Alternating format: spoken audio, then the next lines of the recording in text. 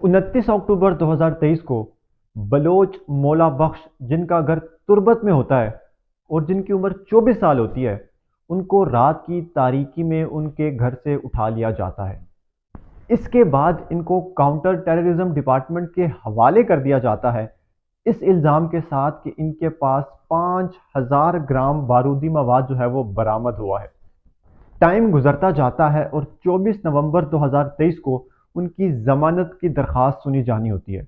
اس سے ایک دن پہلے ہی یعنی 23 نومبر 2023 کو پولیس یہ کلیم کرتی ہے کہ انہوں نے 4 دہشت گردوں کو پولیس مقابلے میں مار دیا ہے۔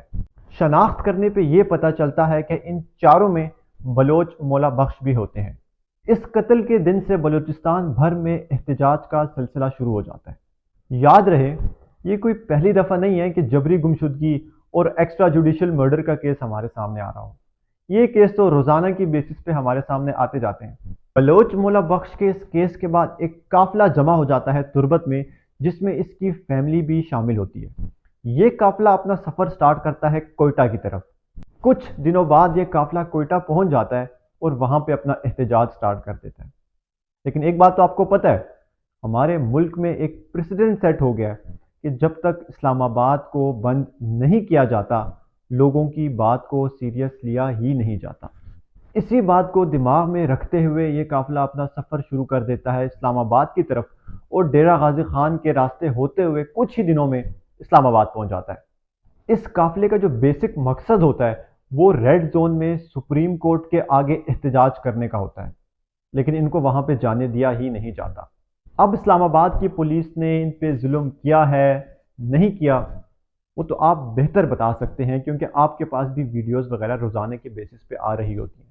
لیکن ایک بات تو پکی ہے، ان ویڈیوز کو دیکھتے ہوئے آپ کو ایک خاتون نظر آئی ہوں گی جو کہ اس ہجوم کو لیڈ کر رہی ہیں، جن کا نام مہرنگ بلوچ ہے۔ یہ آخر ہیں کون؟ مہرنگ بلوچ بلوچستان کے کلات سے تعلق رکھتی ہیں، جو کہ بائی پروفیشن ایک ڈاکٹر ہیں، جنہوں نے اپنی MBBS جو ہے وہ بولان میڈیکل یونیورسٹی سے کی ہے۔ جہاں تک ان کی ایج کی بات ہے تو ان کی عمر 30 سال ہے۔